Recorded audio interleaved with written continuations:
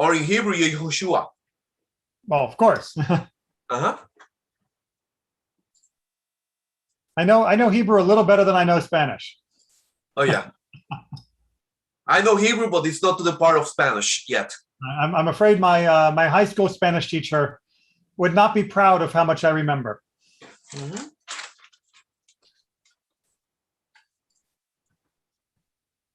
So let me ask you, what part of the Mishnah are you guys studying now? Well, as you can see on the screen sharing, we're on Keritot, chapter 3, and we're picking up at Mishnah number 7. Okay. Right now in rabbinical school, I am in the areas of worship. The part that has to deal with Megillah, but we're right with the last part that we did was about the selling of the property. Okay. Right. I mean, what you show me from the curriculum is they're jumping around to a lot of different sections, which is good. It gives you a good sampling of different parts of the Mishnah, different styles of teaching. Yeah. Which I find at this point, I'm still struggling with it because Mishnaic Hebrew is very different to biblical Hebrew. Yes, it is. Although the grammar in Mishnaic Hebrew is closer to English grammar and Spanish grammar for that matter. So it is a little bit more familiar once you get the handle on it. Yeah. All right, we'll just give it one more minute to make sure that people who are likely to come have had a chance to log in. For a minute, I have to walk my dogs, but then I'll come back and continue the study. Whatever works, whatever works. A little study is better than no study. Yeah. And also, I'm going to ask you, because I'm going to get for my ritual skills, I'm going to get the leather straps for the tefillin. So if we can practice together of tying the knots, because I have that as part of my ritual skills. Right. Absolutely. Okay. So I'll see you guys in a few minutes. Enjoy the walk. Thanks. Would it be terribly rude if I ate at the same time? Not at all. Not at all. It's one of the perks of doing things electronically is it's easy for people to catch up on dinner, snacks, or other things. Well, I didn't get lunch today, so it's a little crazy. I know some people who do this while out walking. I know some people who do this while relaxing. That's one reason why some people don't put their cameras on. Everybody should study as they can. I know that life can sometimes feel a little busy. I'll just give one little story before we continue, just because I enjoy sharing it. My first Mishnah teacher in rabbinic school was, now Rabbi Dr. Cohen, and he brought in at the very beginning of class, the very first day, a very old copy of the Mishnah, and he passed it around so that we could see it and appreciate, its antiquity. It was about 100, 150 years old, and he said, "This Mishnah is just like every other Mishnah. The text is the same as every other text, but if you look on the inside, it was stamped with German, Yiddish and German, and it said the Woodcutters Society of some know-nothing town. Nobody would remember the name of the town." And he said, this is what the people would do. They were woodcutters, but they had like a woodcutters association, and no one of them could afford a book.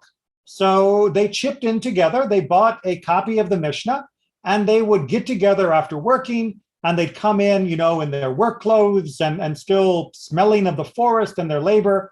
And they would sit down and they would all share one book because that's all they could afford together. And they would study together. And, there was no entry to come be a student. It was just, if you want to learn, you come and learn, and you come as you are. And it's, we often think of study as being this rarefied experience, and it certainly is spiritual, but it's not meant to be refined. It's meant to be very much enmeshed in life and in the nitty-gritty and sometimes the hustle and dirtiness of life. So however people can study is exactly how they should study. Never come up with an excuse not to study because you don't have the right clothes, or you need to catch up on food, or you need to stretch your legs. There's always a way to keep studying, and just be at ease and learn. Well, We've definitely been living that with Bart's limited wardrobe these days. It's hard finding little boys' dress clothes. So tell me about it. We just bought Nathaniel's suit for his bar mitzvah a couple weeks ago, and it was hard. We finally found a place that we really liked. I actually bought a new suit and blazer from them as well, called Men in Style, but it wasn't nearby. It was way over on the other side, down near Universal Studios. But they actually had a wide range of great clothes for every style, and the people who were selling were very nice, very knowledgeable, and it was really nice. I'll definitely be going back there again when I need to.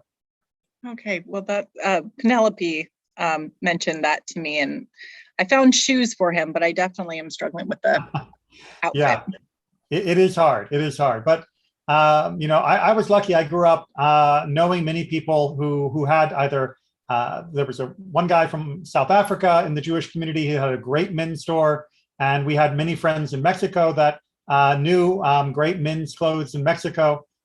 So we always had slightly nicer clothes even when we were little, and that's why I like dressing a little bit up, and why I like wearing a tie. But it's hard now. It's hard. Yeah. All right. I think that's a nice soft introduction. Let's go ahead and get down to the work, because we didn't come here to just talk about men's fashion. We came to talk about Mishnah, and we are continuing in Mishnah Keritot, chapter 3, and Mishnah 7, the section number 7.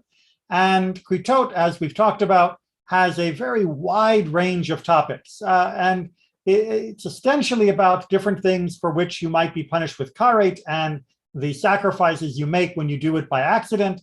But the last few Mishnayot, we've been talking about a kind of one-upsmanship of how many sins could you do with one act.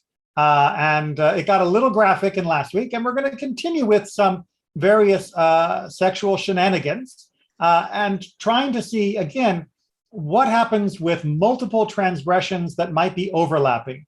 How do we handle the sacrifices, the act of seeking forgiveness for these types of acts? So let's pick up with a market scene. And I always love these little episodes in the Mishnah where it's not just so-and-so said it, but we get a little bit of a setting. Rabbi, can I ask Yes. you something? Yes, go ahead. Is unwittingly the same, does it have the same definition for without knowledge of the law versus not knowing the facts? Yes, the same term, bishgaga, would be used for both cases. But there's no differentiation between mistake of law versus mistake of fact is not differentiated at all? No, there are differences for that. And that's actually something that we will eventually touch on, not with this Mishnah, but with, I think it's two from here, where they go into a topic on Shabbat, about a difference between if you didn't know it was Shabbat versus if you didn't know the action was prohibited. And those are two different types of mistake. Not knowing it's prohibited, that's a mistake of law. Not knowing it's Shabbat, that's a mistake of fact. You just didn't know what day it was. So when we get to that, we'll look at that in more detail. But there often is a difference in how it is dealt with in rectifying the error, but it depends, like so many things. So let's loop back to that in just a couple of paragraphs. Rabbi Akiva said, I asked Rabban Gamliel and Rabbi Yoshua in the meat market in Emmaus, where they went to purchase an animal for the wedding feast of the son of Rabban Gamliel. So they're at the market, and Rabbi Akiva brings questions for them. Right? This is something that is very real and very, very natural. Questions should happen anywhere. I have had congregants that I've bumped into at Home Depot, and I could be buying something for the house, and they have a question, and that's okay. We ask when the mood strikes us. We ask when we need to. We ask when we have the opportunity. So here they are, and they're in the middle of this very important purchase for the wedding feast. And Rabbi Akiva comes up with a little bit of a funny question. And as we can see, they take it seriously and they try to give it an answer. In the case of one who unwittingly engages in intercourse with his sister and the sister of his father and the sister of his mother during one lapse of awareness, meaning he was unaware of what he was doing when this happened, or unaware of who they were while this happened. And he wants to know, what is the halakha, right? What is the ruling? Is he liable to bring one sin offering for all three prohibitions? Because it was only one period in which he was unaware of what was going on, would he bring only one sin offering? Or is he liable to bring a separate sin offering for each and every one of the prohibitions? In this case, that would be 3 sin offerings, since he broke 3 transgressions in sleeping with his sister, sister of his father, and sister of his mother. They said to him, "We did not hear a ruling from our teachers about the case." Now that phrase, "we did not hear," is a good chance to remind us that there are 2 types of traditions that are passed down through the rabbinic chain. There is the straight heard knowledge, meaning that I was told, that my teacher was told, that his teacher told him, that his teacher told him, a straight line going all the way back to Mount Sinai. And what they're saying is they don't have that kind of knowledge on this particular question. The other type of knowledge is the knowledge of deduction, meaning that if you have a logical inference from one topic to another, then that can also be considered valid knowledge. So we have both received chain of tradition as well as received logical analysis. And he said, we don't have a received wisdom on this topic. But we heard the following ruling. So we didn't hear about the precise question you had, but we have a ruling about a similar question. One who engages in intercourse with each of his 5 wives, man had 5 wives, while they were menstruating, during one lapse of awareness, we heard that he is liable to bring a separate sin offering for having engaged with intercourse with each and every one of them. Meaning that since he had intercourse with all 5 of them, even though it was one period of obliviousness, still because of those 5 separate violations, he has to bring 5 separate sin offerings. And it appears to me, meaning now he is using logic, that these matters can be derived from an a fortiori inference. So a fortiori is the kal v'chomer, which is the, if it's the case in this situation, which seems mild in comparison, then certainly it must also be in our case, which is stricter by comparison. That's the logical chain. Sort of like, if I would do the Heimlich maneuver for somebody, if they were choking, then all the more so, I would make sure not to give somebody something they would choke on, right? If I'm going to do it to save their life, then, and that's a hard thing to do, then clearly I should do the little thing to make sure they don't choke in the first place. If, this is the logical deduction, if he is liable to bring separate sin offerings for having engaged in intercourse with 5 menstruating women who are forbidden by one prohibition, meaning there is one rule, one mitzvah that says don't, then he should certainly be liable to bring separate sin offerings for having engaged in intercourse with his sister, the sister of his father, and the sister of his mother, who are forbidden by 3 separate prohibitions. Each one of those is a separate line, a separate law in the Torah. So since he violated 3 separate commandments, then he should certainly bring 3 separate offerings if it is comparable to having violated one commandment with 5 different people. Yes, Aaron. And Rabbi, this is, we talk, I know we're going to get to this later, but they make no distinction between unwittingly as a matter of law versus unwittingly as a matter of fact, right? Correct. Although really in this particular case, they're not really entertaining in this exact scenario that he would be unwitting of the fact that he wasn't supposed to sleep with his sister. It's more of a question of, did he know he was sleeping with anyone at all? Or was he, for example, too drunk to be aware of that? Or did he not know who she was? And if you're not sure how that can happen, well, next week's Torah portion, 2 weeks Torah portion, Vayetze, when Jacob marries Leah, he doesn't know who he's with, and yet they consummate the marriage. So it is certainly possible for a person to, under less than ideal situations, to not know who the other person is in the dark. Any other questions or comments on this particular Mishnah? All right, then moving on to the number 8 rather, it is a continuation of the questions. And furthermore, Rabbi Akiva asked Rabban Gamliel and Rabbi Yoshua in the meat market of Emmaus, what is the status of a dangling limb of an animal? Does it impart ritual impurity like a severed limb? All right. Again, like one of the things I love about this section is there's all sorts of different laws, so we get to learn lots of different pieces. So this is talking about the limb of an animal, for example, the leg of an animal that has been partially severed. Now, why is this a question?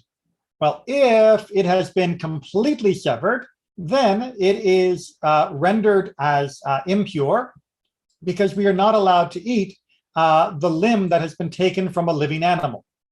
So, if the sheep is walking down the street and you cut off its leg, you're not allowed to eat it, and to come into contact with it you become ritually impure.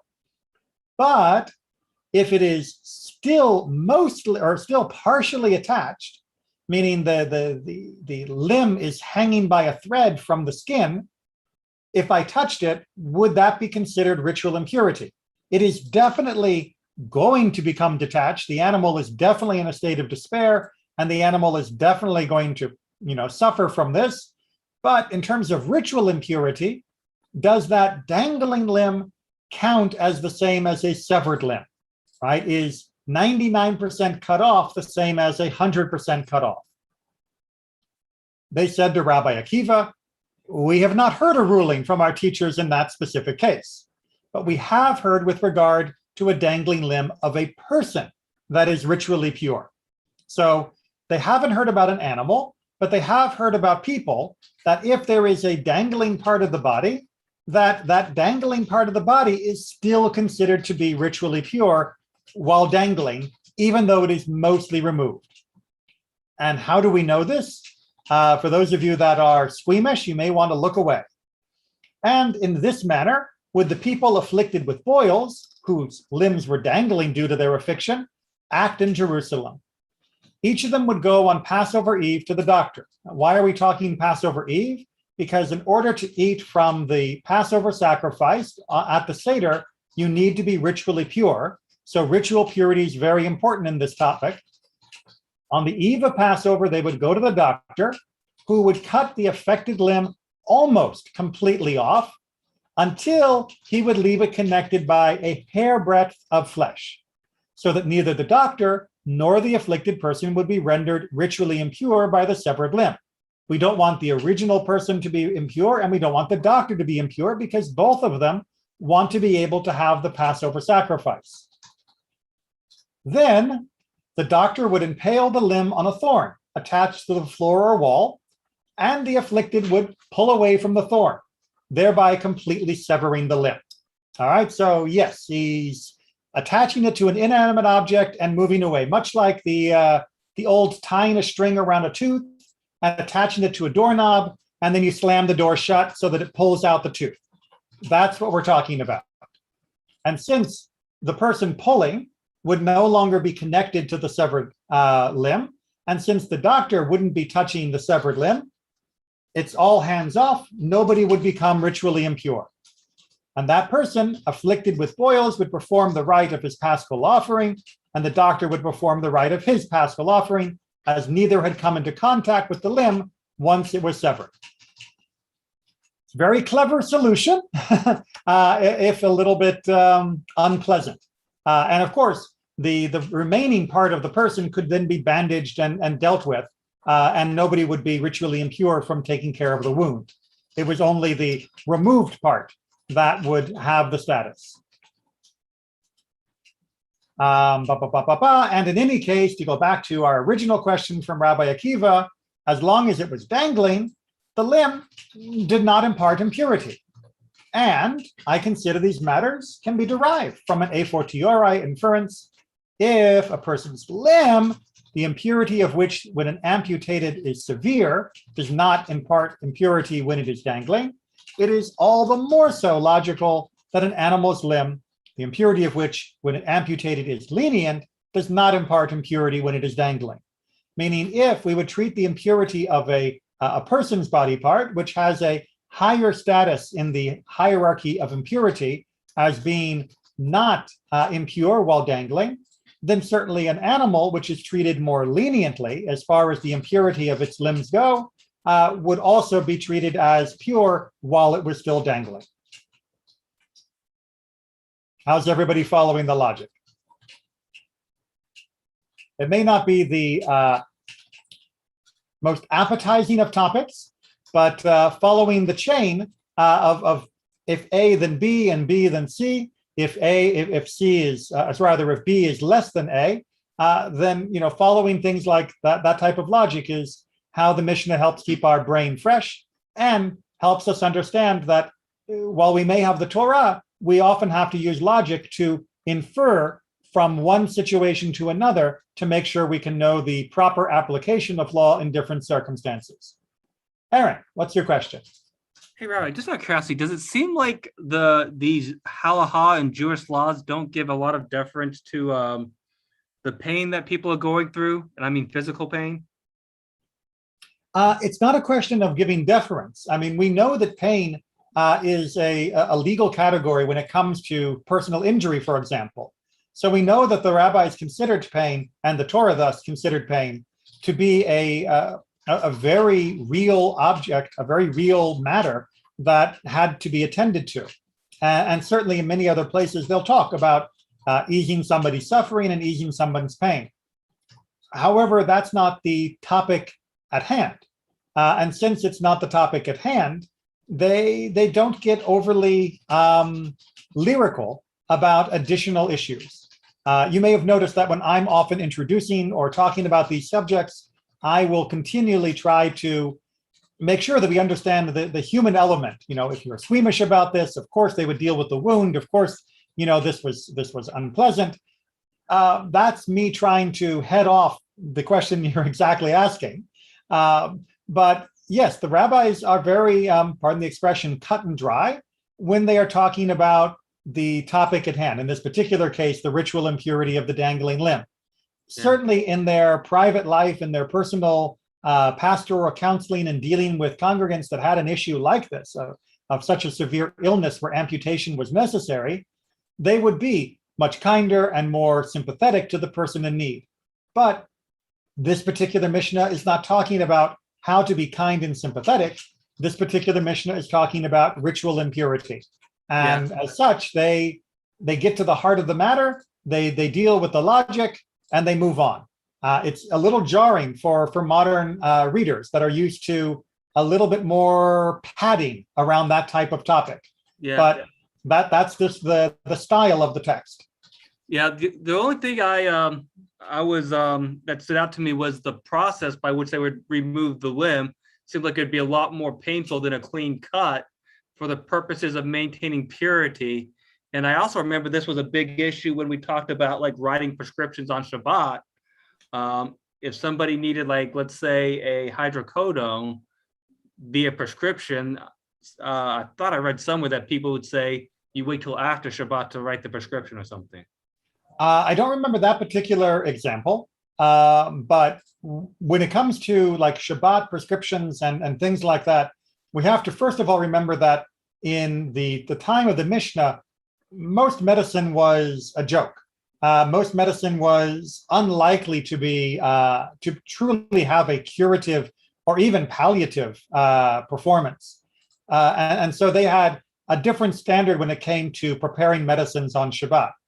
For us, now that we have cures and palliative care that really does work, most authorities that I'm aware of tend to be more lenient on those prescriptions, as we know that there is a definitive health benefit to the person rather than just maybe it might help. With regards to this particular purity issue and the more delayed amputation, like you said, it would be certainly cleaner to grab a cleaver or saw and just go through it instantly.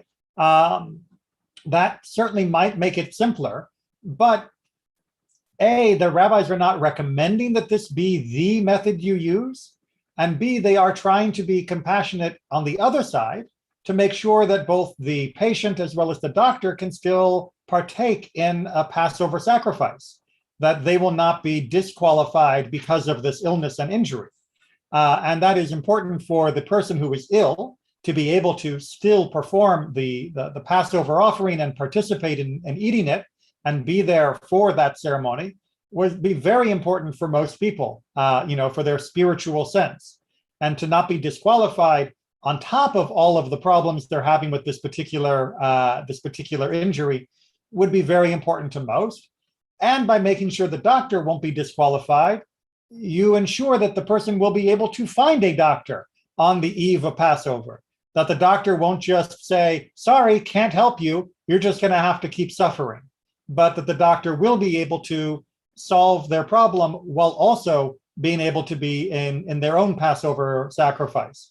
But if either the doctor or the patient were okay with becoming ritually impure, that would be fine.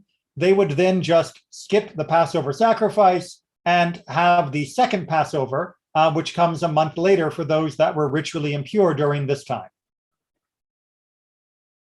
So there is a solution, even if they wanted to use a more precise form of amputation. So, Rabbi, in your opinion, then, if a doctor wanted to write a hydrocodone on Shabbat, that would be all right? A prescription? If the only way to provide, well, I'm actually not sure. Well, hydrocodone, what is that again? Pain reliever. So if the only way to ensure that a person received pain relief that was essential for their health and healing, for example, like you're in the hospital, then yeah, that would be perfectly fine. If the person could easily wait until after Shabbat because it's not a serious issue or complication, then if you can wait, then wait. But if it's clearly a matter of assisting with the healing from a very clear issue, again, like if you're in the hospital, and the only way that can happen is if you go on record as prescribing it, then you go on record. Noelle, did you have your hand up a second ago before I go to the other hand that just came up? I did, but I think what you said kind of answered my question. I was thinking about this and it seemed kind of like they were more going by, they weren't really going with the spirit of things. It seemed like they were looking for a way to circumvent the law. But I suppose if the motivation was that they could all participate in the festival and all that, then that's not really, it's not the same as that kid that was in class today who was like, my chair is on the ground. He was like very specific. Do you see what I mean? So your explanation kind of made it make sense. I should point out, however, that there is a longstanding tension about loopholes, as one might argue this is. In Judaism, we have a soft respect for loopholes, because the general hypothesis is the mitzvot were given by God. God is a master of language, and God could write the Torah as however God wished. If the way God wrote the Torah leaves open certain possibilities, then those possibilities were intended by God, or else God would have simply said, you can't do that. Because God has an infinite vocabulary and infinite palette of style. God could have easily made it impossible for us to have tugged it off with the dangling bit if that had been God's intention. Since that's an option, we have to assume that God allowed that to remain as a potential opportunity.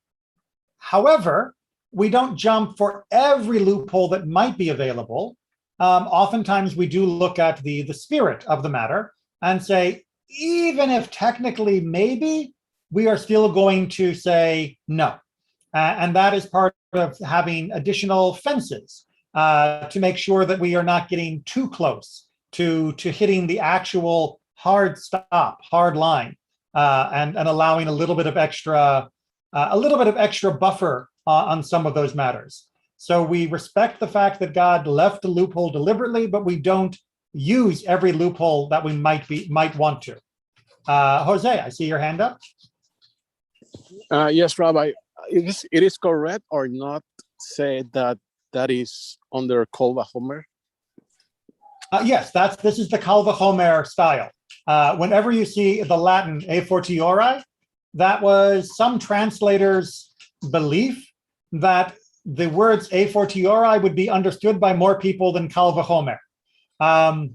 I personally prefer just using the Hebrew translation, because unless you're a lawyer or somebody who has studied logic officially, chances are you don't know what a fortiori means. And Kal Vachomer is just as good. And if you're going to have to learn a foreign word, you might as well learn the Hebrew words rather than the Latin words. So yes, this is an a fortiori is a Kal Vachomer style of logical inference. Aaron. Yes, Rabbi. Back to the weighing of the loopholes versus the spirit of the law. That was talked about with King David and Uriah. That's really the prime example of that, right? It is a example with regards to King David and Bathsheba and Uriah the Hittite and all of that. That is very much where they say, technically, or as someone might say in the modern word, well, actually, it may feel pedantic. It may feel like you are taking advantage of something that goes against the spirit. But if it is a legitimate option, it is a legitimate option. However, that doesn't mean that one should abuse the loopholes in a way that can make a person bad, which is why the rabbis, even while trying to excuse what David did with Uriah's wife, Bathsheba, still go on to say, but he was condemned by the prophet, that how he did it was still wrong. Even if he technically did not meet the criteria of adultery under their interpretation, it still was not right the way he handled the matter. So they are still capable of criticizing what he did, as indeed the prophet Nathan did.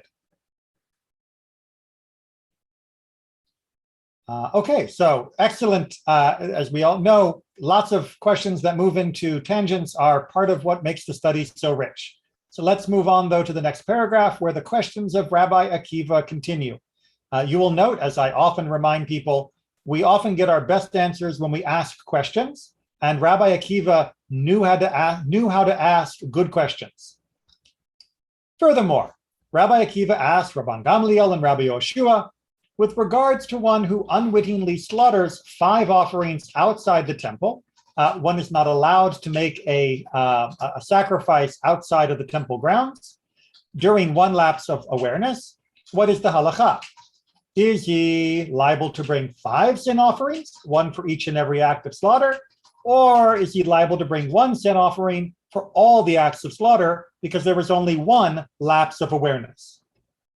They said to Rabbi Akiva, we have not heard a ruling from our teachers in that specific case. Basically, good question. Rabbi Yoshua said, I have heard with regard to one who eats meat from 1 offering from 5 different pots in which they were prepared during 1 lapse of awareness, that he is liable to bring 5 guilt offerings, which are for the meat prepared in each and every pot, due to the misuse of consecrated property. So he ate from 5 different offerings when he shouldn't eat from any of the offerings because he is not fit to be eating from them. But that was 5 different eatings during 1 period of unawareness. Nevertheless, he brings 5 offerings, 1 for each and every bit that he ate from that he was not supposed to eat from. And Rabbi Yoshua continues, I consider that these matters can be derived from an a fortiori, a kal vachomer inference. If one is liable to bring 5 guilt offerings for 1 offering prepared in 5 pots, all the more so is he liable to bring 5 sin offerings for slaughtering 5 offerings outside the temple. Now, Rabbi Shimon pushes back.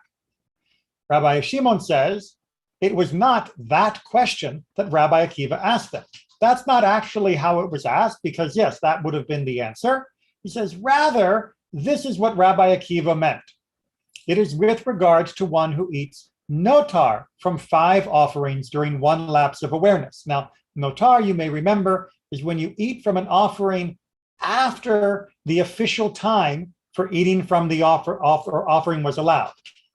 In Judaism, generally, you don't get Tupperware and leftovers from sacrifices. You eat them during the specified period or not at all, and then they are burnt in fire. So if you eat from that remainder, that notar, after that time period, but you eat from 5 different offerings during 1 mistake, what is the rule? What is the halacha? Is he liable to bring 1 sin offering for all of the offerings for which he ate notar? Or is he liable to bring 5 sin offerings for each and every one of the offerings which he ate notar? They said to Rabbi Akiva, again following our pattern, we have not heard a ruling from our teachers in that specific case. Rabbi Yoshua said, I have heard, and again, this is the same teaching we had before, but now it's answering a slightly different question. I have heard with regard to one who eats meat from 1 offering that was prepared in 5 different pots during 1 lapse of awareness that he is liable to bring separate guilt offerings for the meat prepared in each and every pot due to misuse of consecrated property. And I consider that these matters can be derived from an a fortiori inference, kal v'chomer. If one is liable to bring 5 guilt offerings for 1 offering prepared in 5 pots, it's the same 1 offering, it's only served in 5 different ways. All the more so is he liable to bring 5 sin offerings for eating the notar of 5 separate offerings. Rabbi Akiva said to Rabbi Yoshua, he pushing back here, if you are reporting a halacha that you received from your teachers with regard to one who eats notar from 5 offerings, we will accept it. But if it is based merely on the a fortiori inference from misuse of consecrated property, there is a response that refutes that inference. All right, so Rabbi Akiva is saying, hold on a second. Is the logic that you're sharing logic that was passed down to you from prior generations, or is this your own logic? Are you making your own kal v'chomer, your own a fortiori argument out of your own logic? And if it is passed down, then I will accept that as being the ruling. If it is just your logic, then I think that there is a rebuttal to that means it doesn't work. So what we're seeing here is a very important middle ground in Jewish law when it comes to the received tradition and logical inference, is that there is received tradition without explanation, and there is a received tradition with a logical explanation, and that both of those are considered to be reliable, dependable, that they are established points. If, however, you're making up your own logic, then we get to debate that. We get to hammer that out and decide whether your logic holds up. If it was received, even if I think that there might be a logical objection to the logic that was mentioned in the received tradition, I still have to go by the logic of the received tradition, because it is the received tradition. That the oral law, the Torah Sheba'al Peh, is built around the idea that things that were passed down from generation to generation are our starting place, and that we are not allowed to crack it open, if you will, and examine its guts. It is what it is. It comes to us whole, and we work with it as it is, and we don't attack the foundation of it. But our own logic, attack away. That we fight about. And indeed, Rabbi Yoshua said to Rabbi Akiva, respond.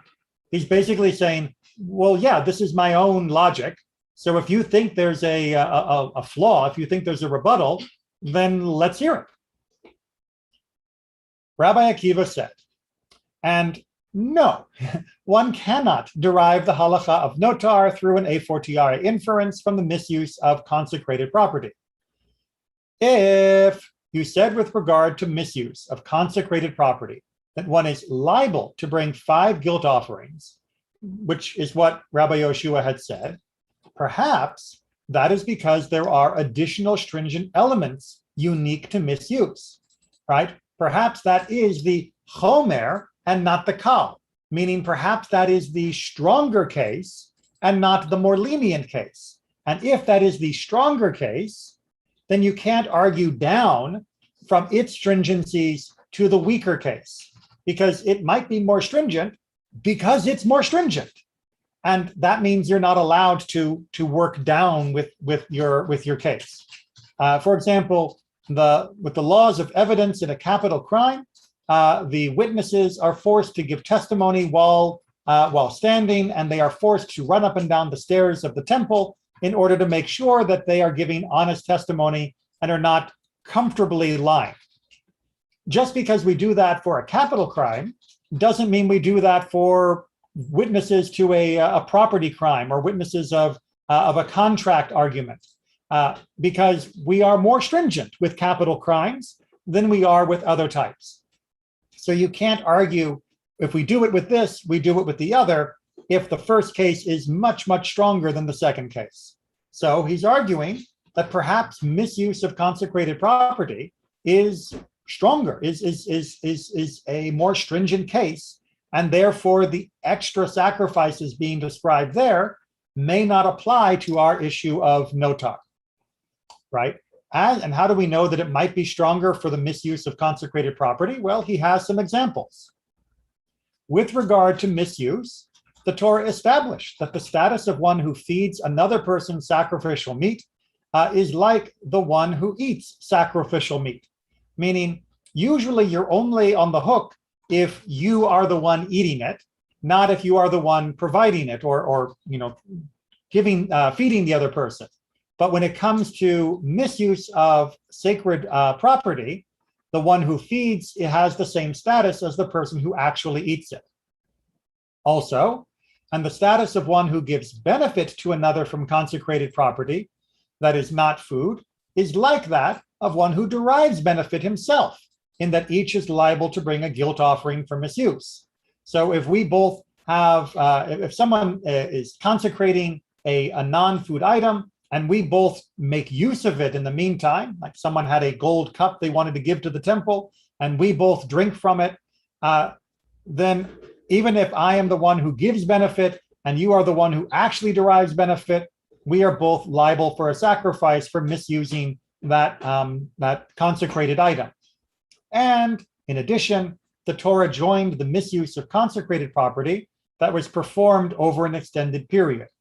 What that means is, if one derived benefit from half a pruta, that's like a half of a penny's worth of value, one day, and half a pruta the next day, he is liable to bring a guilt offering for misuse, even though the minimum is you had to derive at least a pruta, a penny's worth of value from your misuse. But the penny can add up over multiple days, with less than a penny, less than a penny, less than a penny, eventually equaling that full penny's worth, and therefore the liability kicks in. So that is unique. Most of the time, you would have to do a full amount in one sitting. For example, eating from the notar, if you ate less than the minimum amount one day, and then less than the minimum amount another day, they would not combine to equal the minimum amount. So would you say the same with regard to notar, which has none of these halachot? Notar is not as strict. And if notar is not as strict, then you can't use a ruling for consecrated items to understand the ruling for the notar food. That your logic won't work because the slope of stringency is heading the wrong way. You have to go from the lenient to the strict. You can't go from the strict to the lenient when making a logical inference. Make sense? All right. The general way to always double check the logic of this kal v'chomer argument, this a fortiori, is to go and be able to say all the more so, right? If a person who is I'm trying to think of a quick example. If a person who is if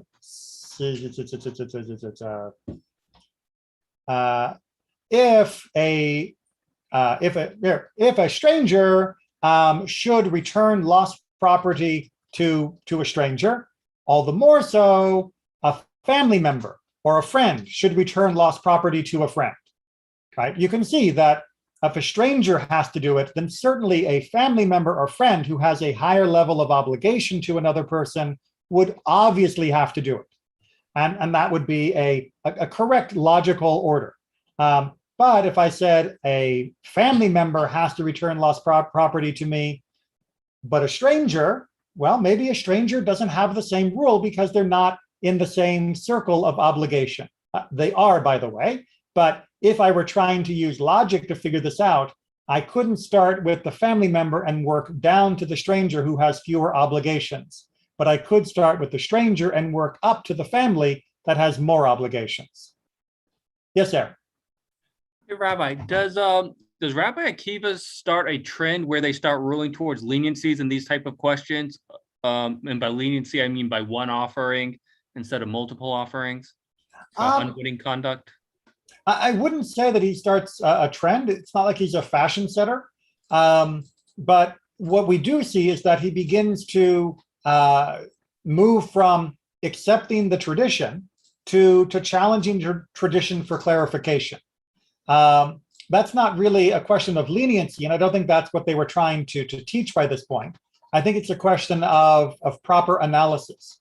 Remember, the Mishnah was there as both a repository of the rabbinic teachings, but also a repository of teaching how to think about the teachings. And this is, I think, where what Rabbi Akiva is trying to do here is teaching us to analyze carefully what we have received, to make sure that it is what we think we have received. And in this case, by his challenge, he is saying, that wasn't actually passed down. That was your idea, wasn't it? And that is a perfectly valid criticism, which Rabbi Joshua seems to accept. But a few weeks ago, didn't we learn where they did start changing it from multiple sin offerings to one sin offering? And I thought part of the reasoning was they wanted to make sure people could comply with the sin offerings for unwitting conduct. So when it came time for the Shabbat analysis, which was what we were talking about, if I think is what we were talking about at that time. And we were talking about the issue with a person like that was a Baal Tshuva that had been raised without any awareness, that we want to make sure that the person would be able to return. I think that was the case. Yeah, that sounds right. Right. But that wasn't about setting a solid precedent. It was also about of just if it makes it easier, then we'll do it. It was also because of the unique status of the Shabbat laws, which in fact, if I'm not mistaken, is our next paragraph, is getting into the Shabbat laws. Right. But so, why do we differentiate those from these? Is it because, I don't think it's because of more stringent always, though. It seems like they... No, it's not a question of stringency. It's a question of layering of commandments.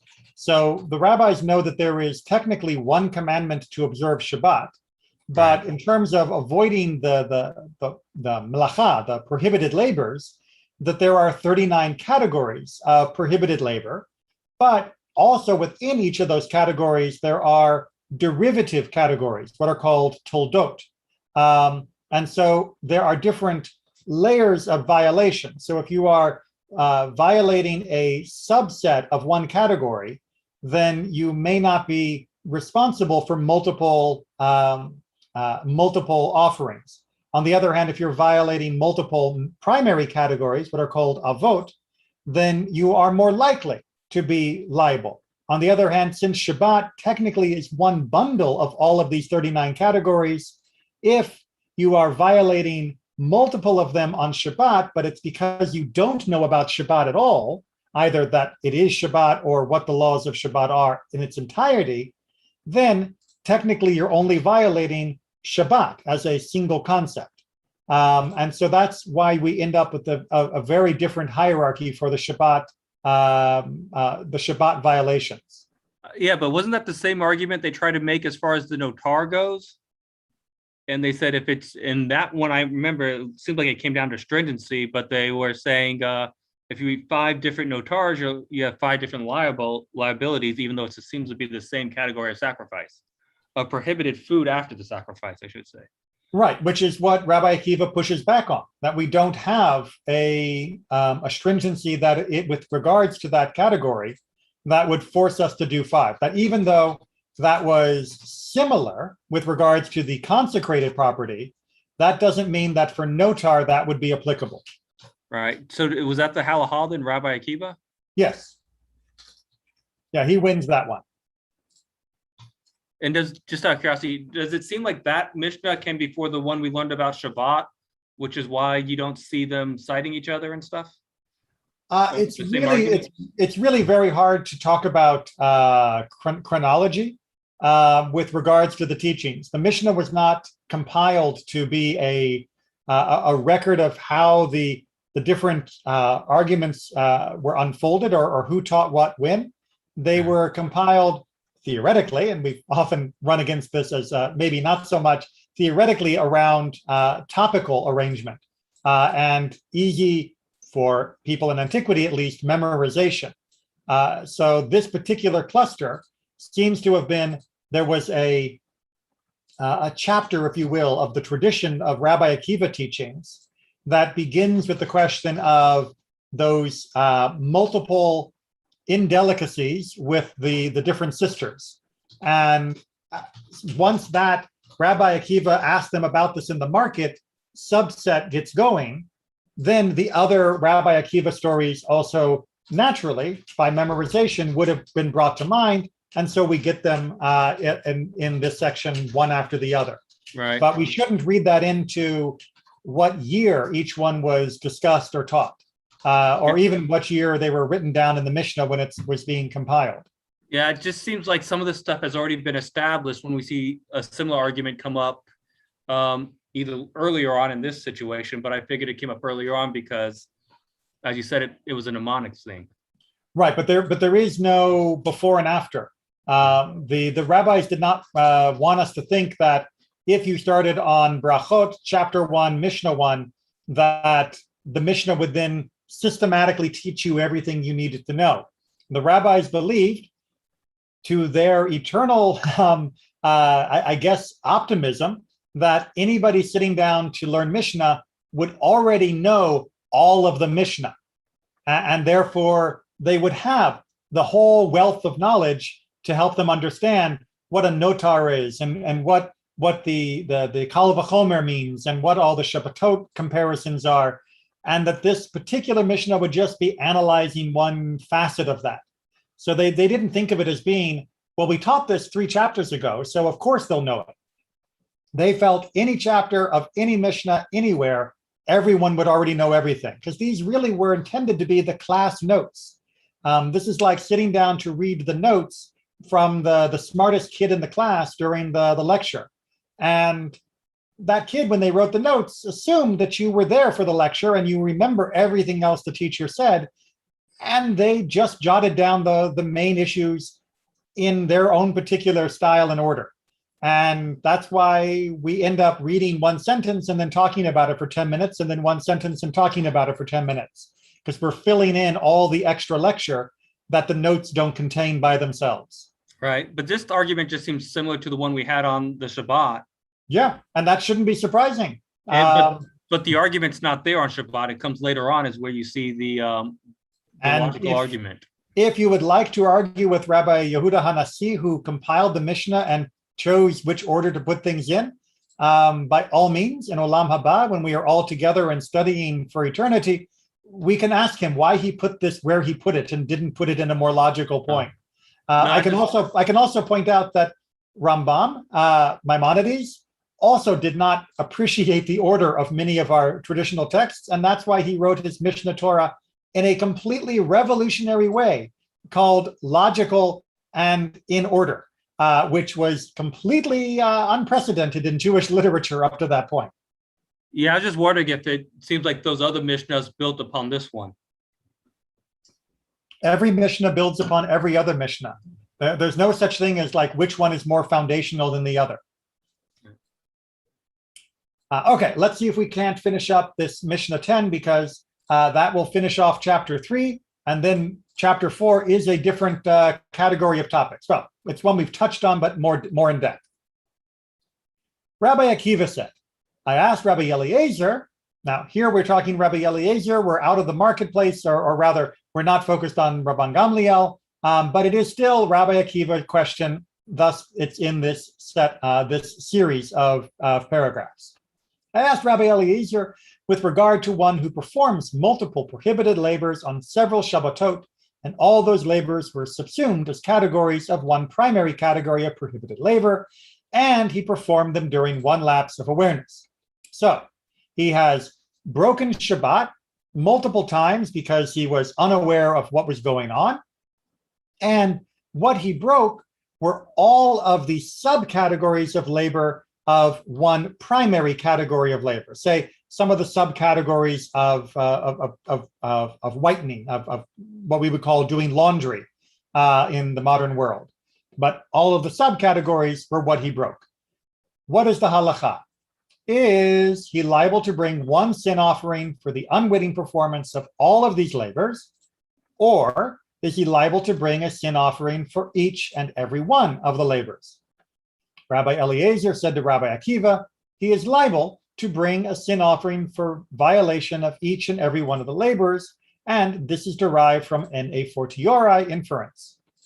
Just as in the case of a menstruating woman, with regard to whom there are not multiple actions that result in transgression,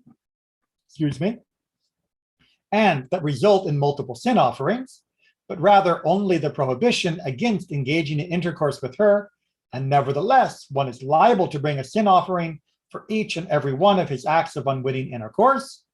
In the case of Shabbat, with regard to which there are multiple primary categories and subcategories that result in transgression and result in multiple death penalties or sin offerings, it is not right that he will be liable to, is it not right that he will be liable to bring a sin offering for performance of each and every one of the prohibited labors?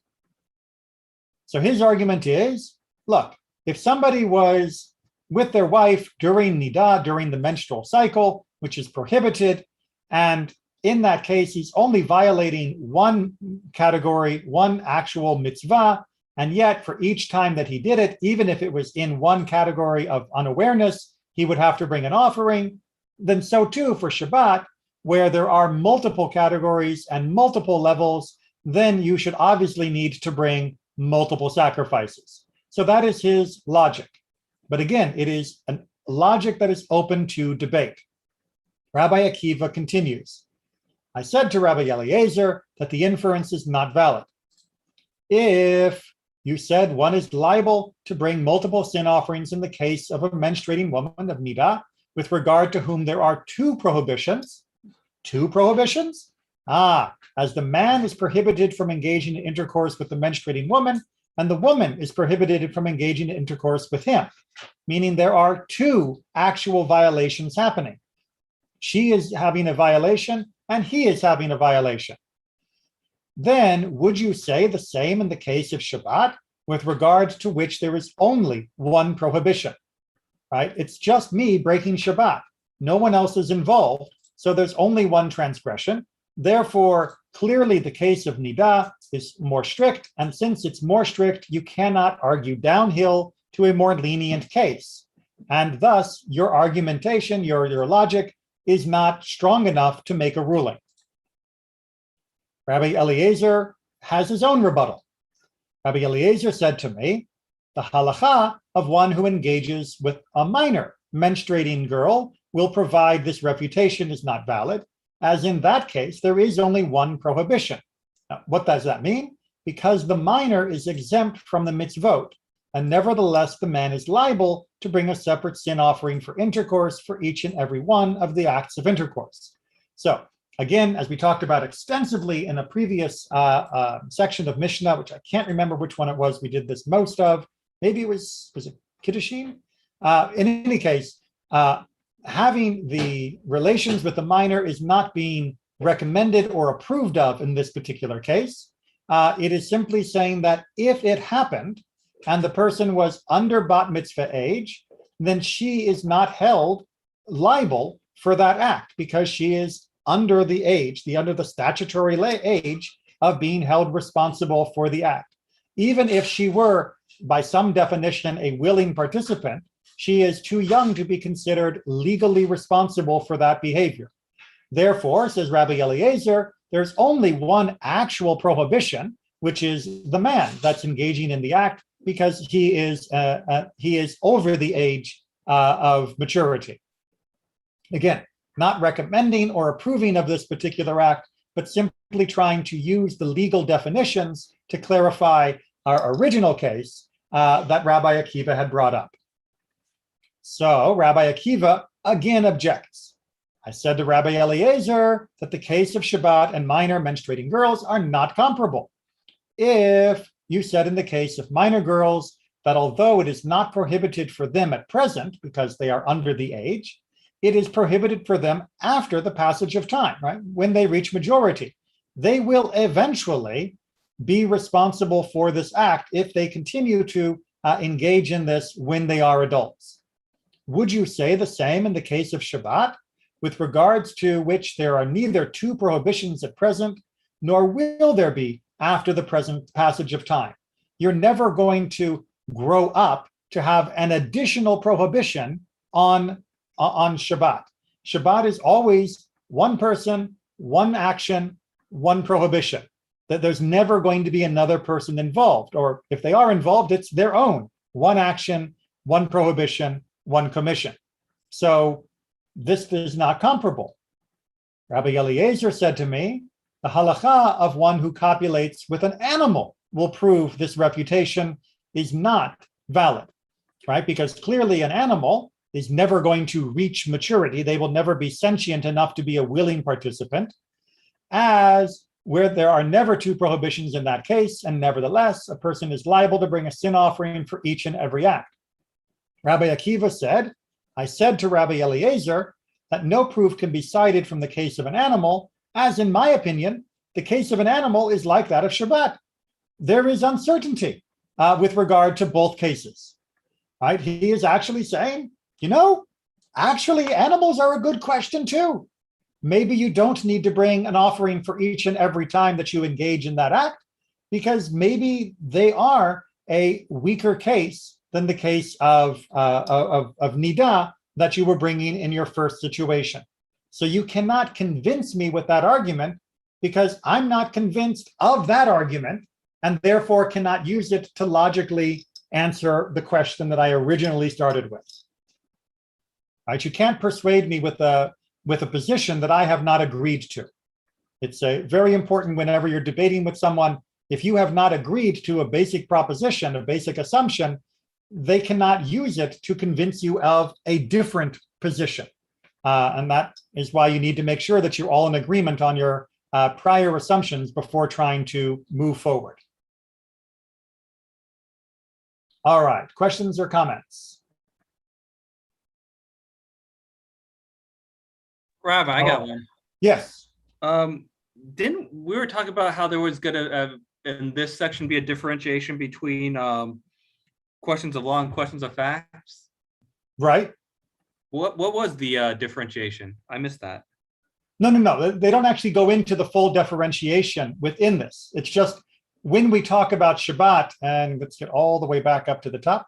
When we talk about Shabbat and violating Shabbat in one lapse of awareness and one lapse of the categories, then that can be an issue where you did not know the halacha, you didn't know it was prohibited, or you didn't know that it was Shabbat.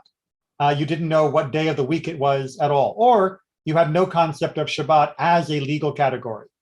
But really, to go into more detail of that, we have to go back to the Mishnah in Shabbat itself, where they really wrestle with this in a lot more specific detail. But we're going to leave it there for tonight because it is already 8:05. And I know some people may have finished walking the dog or had a snack, but I still need to have my dinner. And so that's where I'm going to head off to. So we will continue with chapter 4. So feel free to read ahead. Remember, it's available on Safaria, and we will discuss that next week.